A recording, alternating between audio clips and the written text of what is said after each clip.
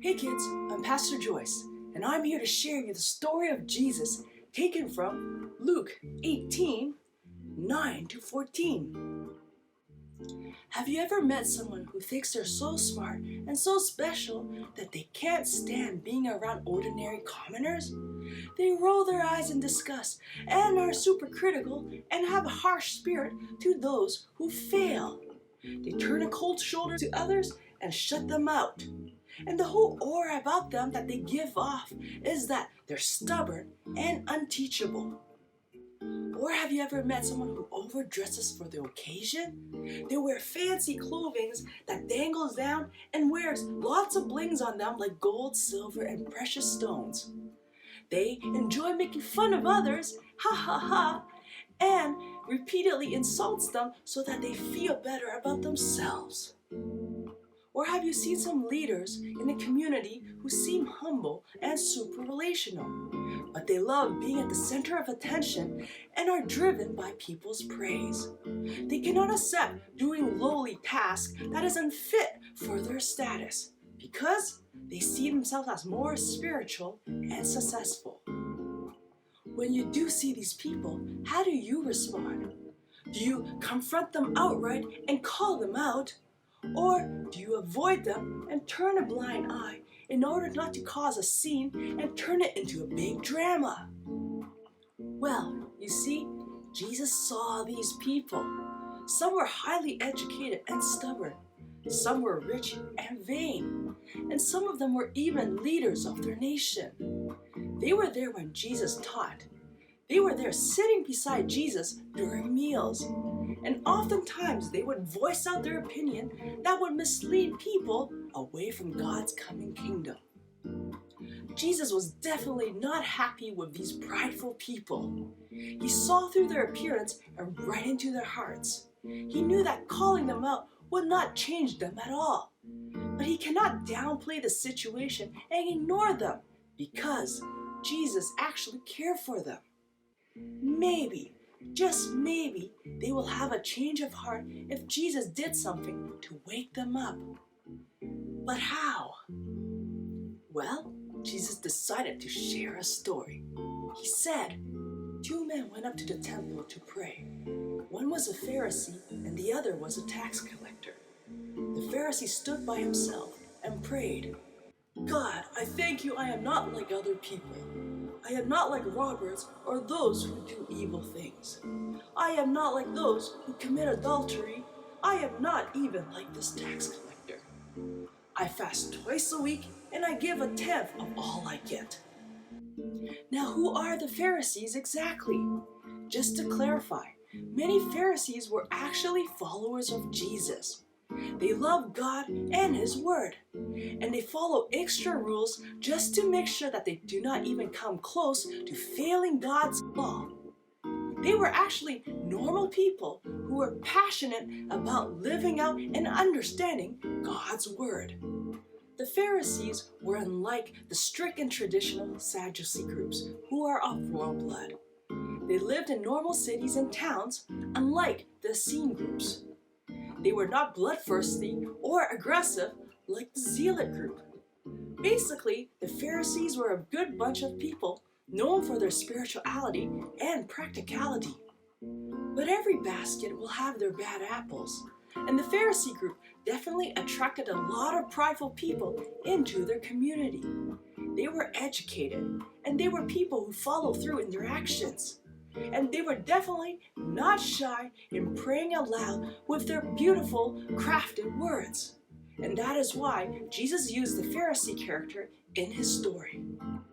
Jesus continued his story. But the tax collector stood further away than the Pharisee. He would not even look up to heaven. He put his hand to his heart and prayed, "Lord, have mercy on me, for I am a sinner." Now, who are the tax collectors? Back then, the Roman Empire ruled over the whole Western world, from Europe to the Middle East and down Africa. They collect tax everywhere to fund their lavish living in Rome and to upkeep their military power. And in order to collect all the taxes, they hire local people to collect their money. Now the Jews hated the tax collectors. These people were basically national traitors who worked for the Romans to oppress their own people. And because they were locals, they knew who was rich and who was loyal. They also had dirt on everyone and knew whom to extort. Not only that, they often charged more than the required tax and pocket all that for themselves. Now, why did Jesus compare the honorable Pharisee to the despicable tax collector? What point was he trying to teach here? Jesus said, "I tell you, the tax collector went home accepted by God, but not the Pharisee. All those who lift themselves up will be humbled, and those who humble themselves will be lifted up." Now this story was quite a shock to those who were listening. Who would expect God to reject a Pharisee and to accept a tax collector over the matter of a humble heart? Don't all their good works and deeds count for anything? Can pride really destroy an honorable person? And can humility really save the unforgivable? Now in modern days, humility seems very irrelevant. In a fast-paced digital world where millions are fighting for the spotlight, we all want to show who we are and to stand out amongst the crowd. I have the most superior education from the best school program. I have the best sports or arts achievement. I am charismatic, relational, and have the most likes for my various posts.